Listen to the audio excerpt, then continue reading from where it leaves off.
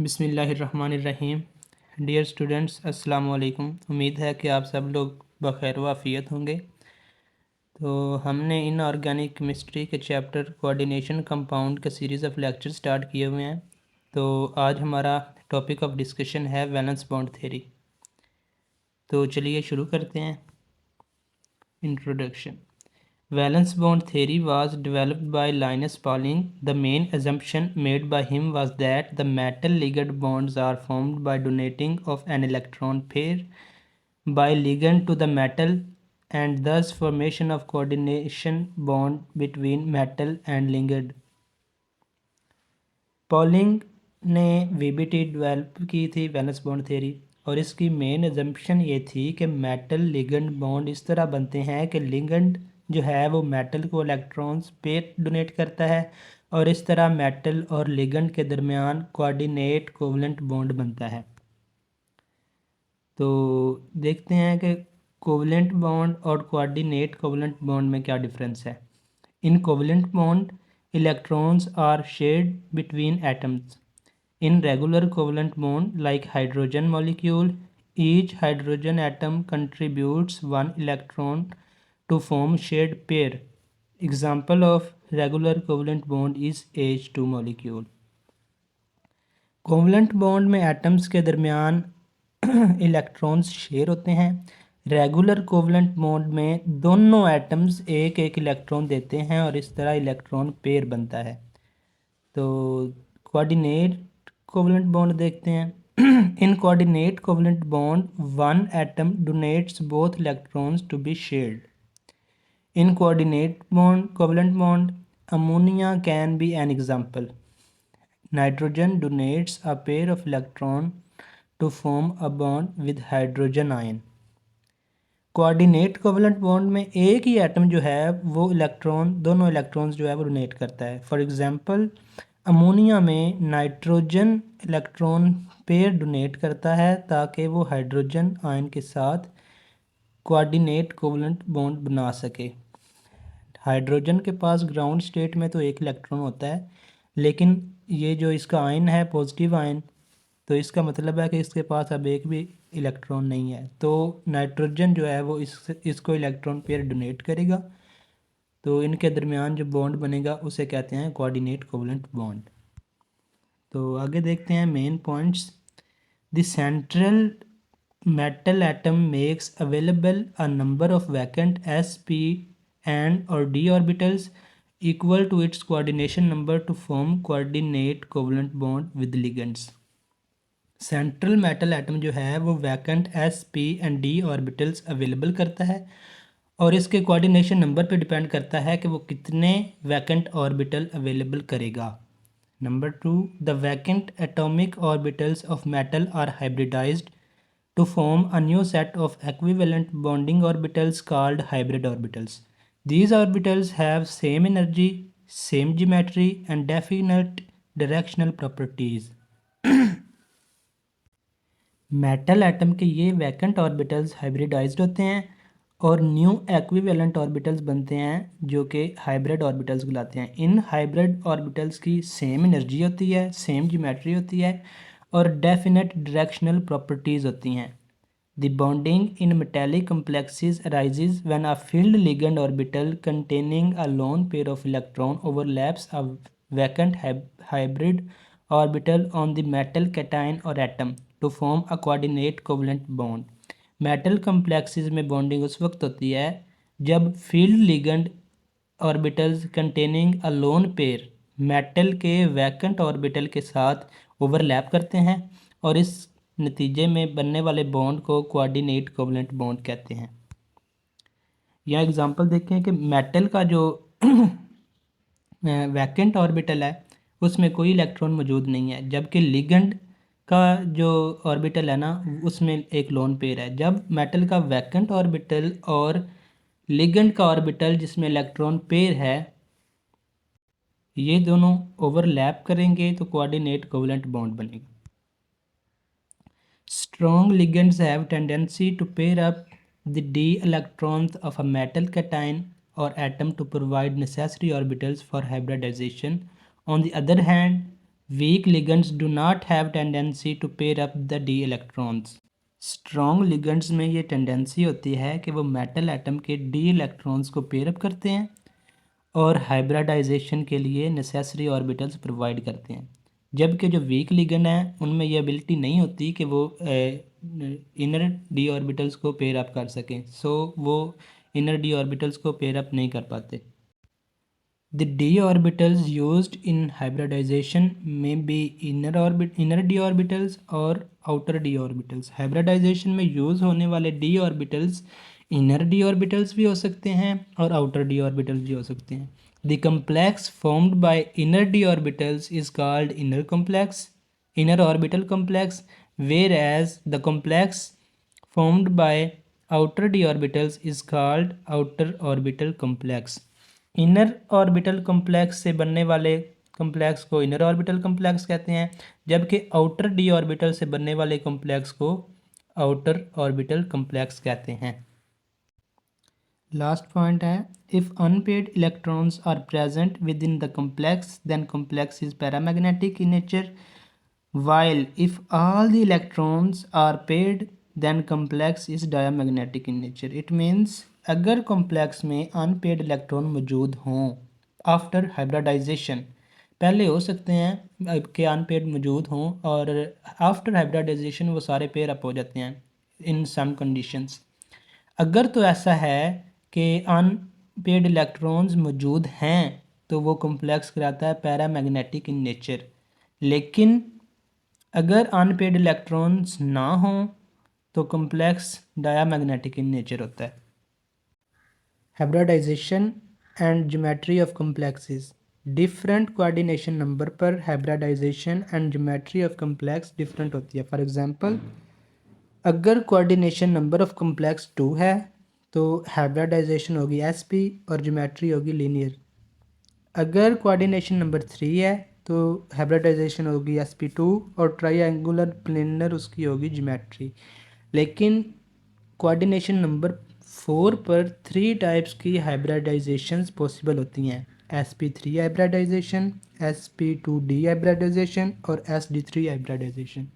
According to hybridization इनकी geometry भी different होती है, लाइक sp3 में टेट्राहेड्रल, sp2d में स्क्वायर प्लेनर और sd3 में tetrahedral.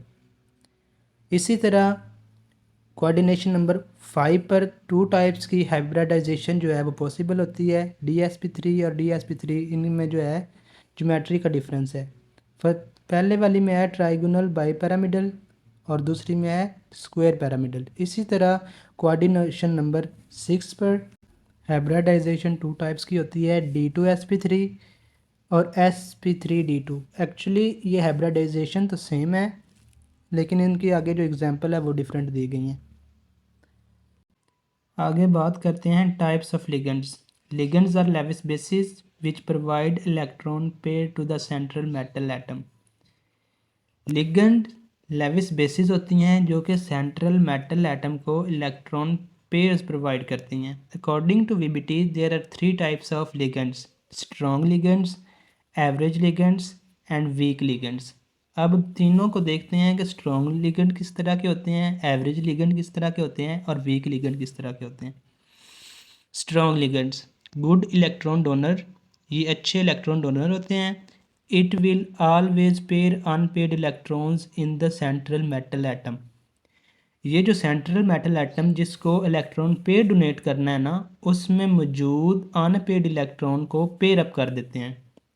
Example, carbon monoxide and सायानाइड, ये दो जो हैं लिगेंड ये स्ट्रॉन्ग लिगेंड हैं। आगे बात करते हैं एवरेज लिगेंड्स की। तो average ligands are the average electron donors. It can act as well as strong ligand as well as weak ligand. मतलब ये अकॉर्डिंग टू सिचुएशन वर्क करते हैं। बाज़ औक़ात जो है ये वेरी स्ट्रॉन्ग लिगेंड भी एक्ट करते हैं, लेकिन समटाइम्स जो है वो as a weak ligand act करेंगे। एग्जांपल्स में NO2 negative, H2O, NH3, SCN negative, OH negative शामिल हैं। Weak ligands, weak ligands are poor electron donor, never pair unpaired electrons मतलब सेंट्रल मेटल एटम के डी ऑर्बिटल में मौजूद अगर electrons unpaired हैं तो वो आफ्टर हाइब्रिडाइजेशन भी अनपेड ही रहेंगे। Examples halogens like fluoride, chloride, bromide, iodide, SN negative, S2 negative. आगे हैं जी properties. VBT explains following properties of coordination compounds: hybridisation, magnetic moment, spin multiplicity and magnetic nature. Hybridization: the process in which atomic orbitals of different energy and shape are mixed together to form new set of equivalent orbitals of same energy and shape is called hybridization. The process ऐसा process जिसमें different energy और shape के orbitals mix किए जाते हैं और new set of equivalent orbital जो हैं वो बनाए जाते हैं जिनकी एनर्जी भी सेम होती है और शेप भी सेम होती है। ये प्रोसेस कहलाता है hybridization. The orbitals formed are called hybrid orbitals. नीचे एग्जांपल है कि एक s का और 3p के ऑर्बिटल्स हैं, मतलब डिफरेंट टाइप के 4 ऑर्बिटल, एक s और p के 3, इनको जब मिक्स करके हाइब्रिड ऑर्बिटल बनाए जाते हैं तो वो कौन सी हाइब्रिडाइजेशन है? sp3 hybridisation. आगे है magnetic moment. Magnetic moment is defined as magnetic strength and orientation of a magnet or object that produces a magnetic field. इसका फॉर्मूला है √n × n+2 where n is equal to number of unpaired electrons. It means अगर after hybridisation complex में जो है वो unpaid electron मौजूद हैं तो n की कोई ना कोई वैल्यू होगी और उस वैल्यू को हमने इस फॉर्मूला में ऐड करेंगे और हमारे पास मैग्नेटिक मोमेंट आ जाएगा। नेक्स्ट है spin multiplicity. Spin multiplicity is calculated using formula 2s+1 where s is total spin angular momentum quantum number. For a given number of unpaired electrons, spin multiplicity helped determine the ground state of molecule and its behavior in magnetic fields. Spin multiplicity को calculate करने के लिए हमारे पास एक formula है 2s+1। यहाँ पर s की वैल्यू हमें कहाँ से मिलेगी?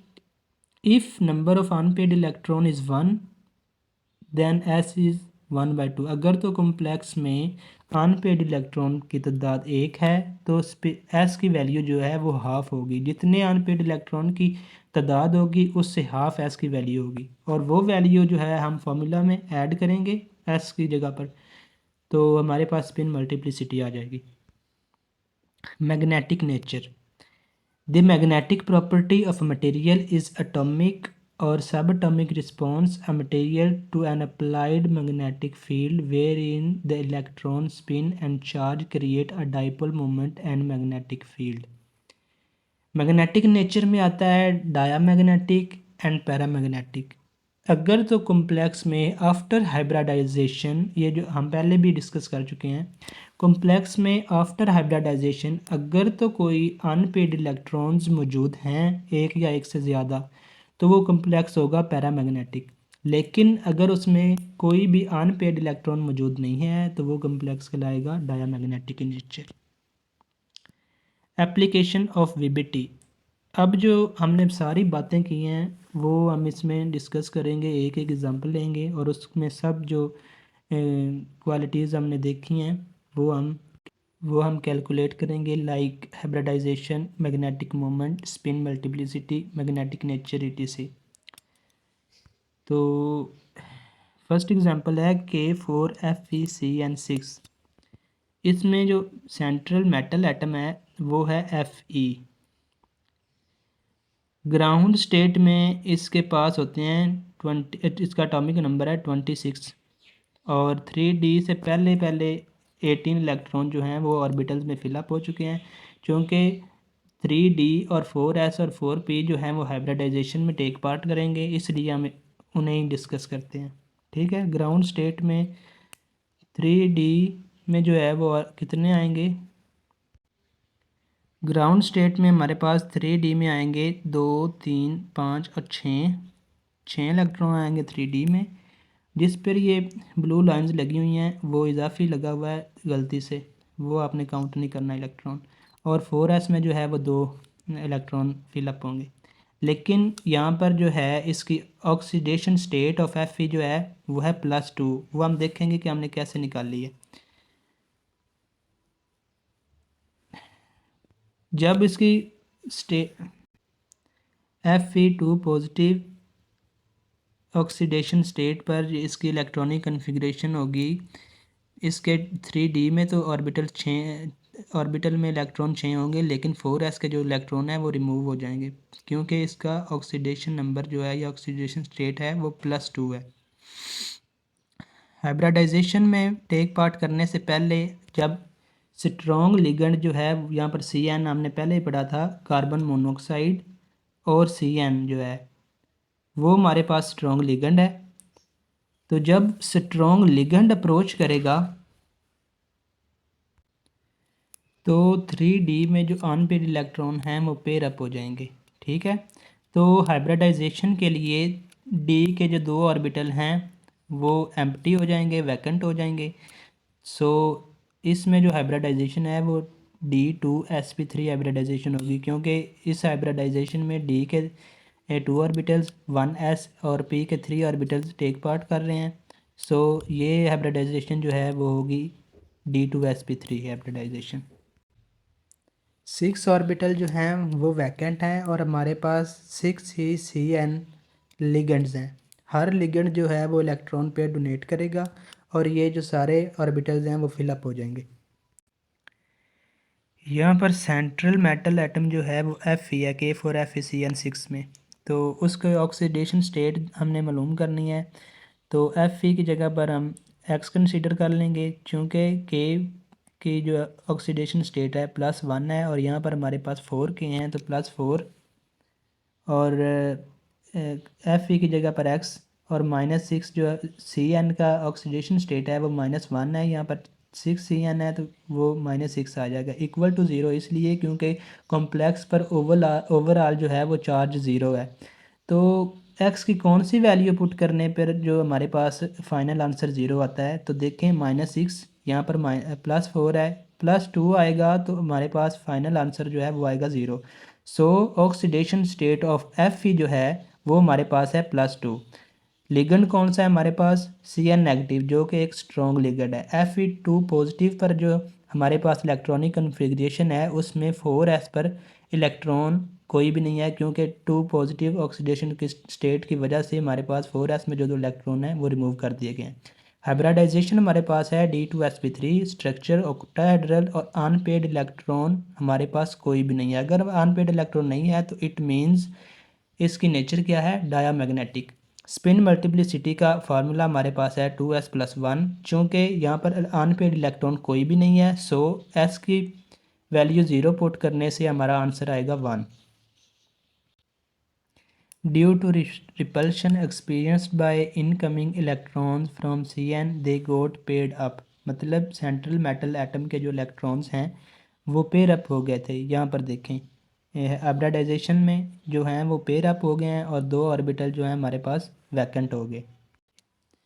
K4FeCN6 की ज्योमेट्री हमारे पास ऑक्टाहेड्रल है और मैग्नेटिक मोमेंट, यहाँ पर मोमेंट डालना था सॉरी, उसका फार्मूला है √n × n+2, यहाँ पर प्लस आना था। यहाँ पर अनपेड इलेक्ट्रॉन हमारे पास नहीं है, n जो है वो इक्वल टू होता है नंबर ऑफ़ अनपेड इलेक्ट्रॉन, जो कि हमारे पास नंबर ऑफ़ अनपेड इलेक्ट्रॉन नहीं है तो हम n की जगह पर 0 पुट करेंगे, तो इस तरह हमारे पास आंसर आएगा 0। मैग्नेटिक मोमेंट जो है वो इसका है 0। Inner 3D orbitals of central metal atom are used, so it is inner orbital complex. ये है जी K4FeCN6 का स्ट्रक्चर। यहाँ पर लिगेंड से सेंट्रल मेटल एटम की तरफ एरो बनी हुई है। एरो की टेल जो है वो उस तरफ होती है जो इलेक्ट्रॉन पेयर डोनेट करता है, और एरो हेड उस तरफ होता है जो इलेक्ट्रॉन पेयर एक्सेप्ट कर रहा होता है। नेक्स्ट एग्जांपल है हमारे पास K3FeCN6। यहाँ पर Fe की जो ऑक्सीडेशन स्टेट है वो है +3। ग्राउंड स्टेट में इसके d ऑर्बिटल में 6 इलेक्ट्रॉन्स और 4s जो में है उसमें है 2 इलेक्ट्रॉन्स, लेकिन इसकी ऑक्सीडेशन स्टेट +3 है यहाँ पर, तो इट मीन्स इसके ग्राउंड स्टेट से 3 इलेक्ट्रॉन्स रिमूव होंगे, 2 ये वाले और एक इन पेयर में से इलेक्ट्रॉन मूव होगा और बाकी जो हैं ये बचेंगे इलेक्ट्रॉन्स। चूँकि सी एन जो है वो एक स्ट्रॉन्ग लिगेंड है, वो इन अनपेड इलेक्ट्रॉन्स को पेयर अप कर देगा, यानी ये इसके साथ पेयर अप हो जाएगा और ये हो जाएगा इसके साथ पेयर अप, बाकी जो है वो एक अनपेड इलेक्ट्रॉन बचेगा। तो हमारे पास वैकेंट ऑर्बिटल डी में 2 आ जाएंगे और एक एस का और 3 पी के, यानी कि इसमें भी D2sp3 हाइब्रिडाइजेशन होगी और हमारे पास यहाँ पर एक अनपेड इलेक्ट्रॉन भी मौजूद है। ऑक्सीडेशन ऑफ FeCN6 जो है K3FeCN6 उसकी है +3। ये आपको पता ही है कि हमने कैसे निकाली थी, जिस तरह पहले फार्मूला यूज़ किया है बिल्कुल वैसे ही हमने इसकी जो है ऑक्सीडेशन स्टेट निकाली है। ऑक्सीडेशन स्टेट में इसके D ऑर्बिटल में 5 इलेक्ट्रॉन है और 4s ऑर्बिटल में कोई भी इलेक्ट्रॉन मौजूद नहीं है एक्साइटेड स्टेट में, 3 पॉजिटिव ऑक्सीडेशन स्टेट में, लेकिन ग्राउंड स्टेट में इसके 3D में 6 इलेक्ट्रॉन होते हैं और 4s में 2 इलेक्ट्रॉन्स होते हैं। हाइब्रिडाइजेशन इसकी है D2sp3, स्ट्रक्चर ऑक्टाहेड्रल और अनपेड इलेक्ट्रॉन हमारे पास एक है मौजूद, यानी कि ये पैरामैग्नेटिक इन नेचर है।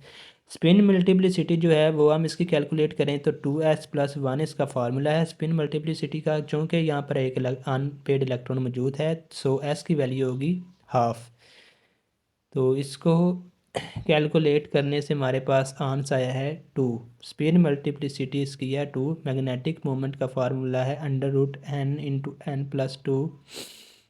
n की वैल्यू n is equal to number of unpaired electrons. Number of unpaired electron हमारे पास एक है तो n की जगह पर एक पुट करने से हमारे पास आंसर आएगा √3।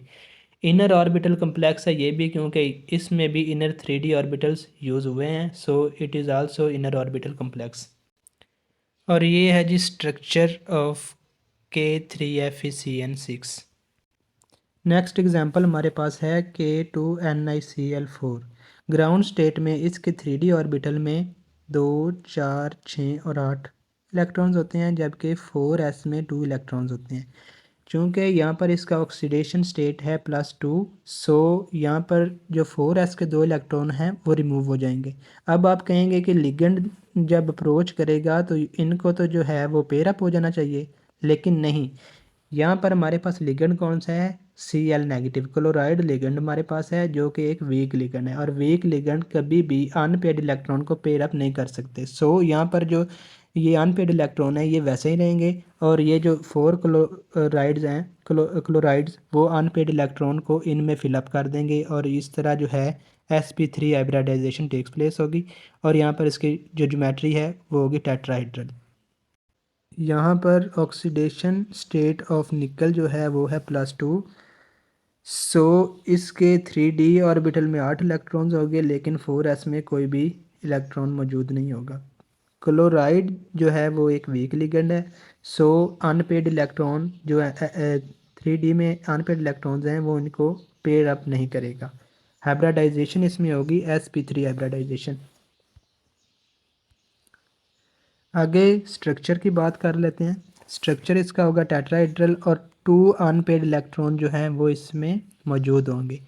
मैग्नेटिक मोमेंट के लिए हमारे पास फॉर्मूला है √n×n+2। n क्या है, ये है number of unpaired electron. Number of unpaid electron हमारे पास 2 हैं, तो n की जगह पर 2 पुट करने से हमारे पास आंसर आएगा √8। स्पिन मल्टीप्लिसिटी जो है उसका फॉर्मूला है 2s+1। पहले भी बताया था कि जितने नंबर ऑफ़ अनपेड इलेक्ट्रॉन होंगे उससे हाफ वैल्यू होगी एस की। यहाँ पर अनपेड इलेक्ट्रॉन जो है वो 2 हैं, तो एस की वैल्यू होगी 1। एक को जो फार्मूला में ऐड करने से हमारे पास आंसर आएगा 3। पैरामैग्नेटिक इन नेचर इसलिए है क्योंकि इसमें जो अनपेड इलेक्ट्रॉन मौजूद हैं। And this is the structure of NiCl4 complex. Tetrahedral structure है इसका। नेक्स्ट एग्जांपल है हमारे पास NiCO4। The valence shell electronic configuration of ground state nickel atom is 3d8 4s2। All of the 10 electrons are pushed into 3d orbitals and get paired up when strong field ligand CO approaches nickel atom। मतलब जब strong ligand approach करता है तो electron जो है वो pair up हो जाते हैं, ठीक है। The empty 4s and 4p orbitals undergo sp3 hybridization and form bonds with CO ligand to give NiCO4। चूँकि इसमें कोई भी अनपेड इलेक्ट्रॉन नहीं होता, सो NiCO4 is diamagnetic in nature. Electronic configuration of निकल atom in ground state. Ground state में 3d में 8 electrons होते हैं, 4s में 2 इलेक्ट्रॉन होते हैं और 4p में कोई इलेक्ट्रॉन भी नहीं होता। Change in electronic configuration of निकल atom when CO ligand approaches it. CO ligand चूँकि एक स्ट्रॉन्ग लिगेंड है, सो ये 4s के 2 इलेक्ट्रॉन जो हैं वो इनको धकेल देता है 3d ऑर्बिटल में और इनके जो एक एक इलेक्ट्रॉन है वो पेयर अप हो जाते हैं। सो हमारे पास 4s1 और 4p के 3 ऑर्बिटल जो हैं वो हाइब्रिडाइजेशन के लिए मौजूद हैं। तो इलेक्ट्रॉनिक कन्फिग्रेशन ऑफ निकल एटम इन NiCO4, जो एम्प्टी या वैकेंट ऑर्बिटल हैं उनको CO जो है वो इलेक्ट्रॉन पेयर डोनेट करता है और इस तरह हमारे पास जो है वो हाइब्रिडाइजेशन आ जाती है, sp3 हाइब्रिडाइजेशन। और इसकी ज्योमेट्री है टेट्राहेड्रल और डायामैग्नेटिक इन नेचर इसलिए है क्योंकि आफ्टर हाइब्रिडाइजेशन कॉम्प्लेक्स में किसी किस्म का कोई भी अनपेड इलेक्ट्रॉन मौजूद नहीं है। इस एग्जांपल में हमने मैग्नेटिक मोमेंट और स्पिन मल्टीप्लिसिटी जो है वो कैलकुलेट नहीं की, तो वो आप खुद करेंगे। मैग्नेटिक मोमेंट के लिए हमारे पास अनपेड इलेक्ट्रॉन का होना ज़रूरी है, यहाँ पर इलेक्ट्रॉन हमारे पास मौजूद नहीं है। सो स्पिन मल्टीप्लिसिटी में भी s की वैल्यू डिपेंड करती है अनपेड इलेक्ट्रॉन पर। अनपेड इलेक्ट्रॉन की वैल्यू जितनी होगी उससे हाफ हमारे पास s की वैल्यू होगी। चूँकि अनपेड इलेक्ट्रॉन हमारे पास कोई भी नहीं है तो s की वैल्यू 0 होगी, सो स्पिन मल्टीप्लिसिटी इसकी होगी 1। नेक्स्ट हम बात करते हैं limitations of VBT. It could not explain the nature of ligands. It could not explain why pairing of electron occur in presence of strong ligand. वैसे तो हम कह रहे हैं कि रिपल्शन की वजह से वो अनपेयर्ड इलेक्ट्रॉन जो हैं वो पेयर अप हो जाते हैं, लेकिन हमारे पास इसका एक्सपेरिमेंटल प्रूव नहीं है। It could not explain the colour and electronic spectra of complexes. It could not explain reaction rates and mechanism of the reactions of complexes. This theory does not provide any quantitative interpretation data about thermodynamics and kinetic stability of coordination complexes। यहाँ तक जो है हमारी VBT for coordination compounds वो complete हो गई है। उम्मीद है कि आप लोगों को अच्छे से समझ आई होगी। अगर आपने स्टार्ट से वीडियो सारी देखी होगी तो इंशाल्लाह आपको समझ लग जाएगी। अगर कहीं से कोई भी इशू है आपको तो आप जो है वो पूछ सकते हैं। Thank you.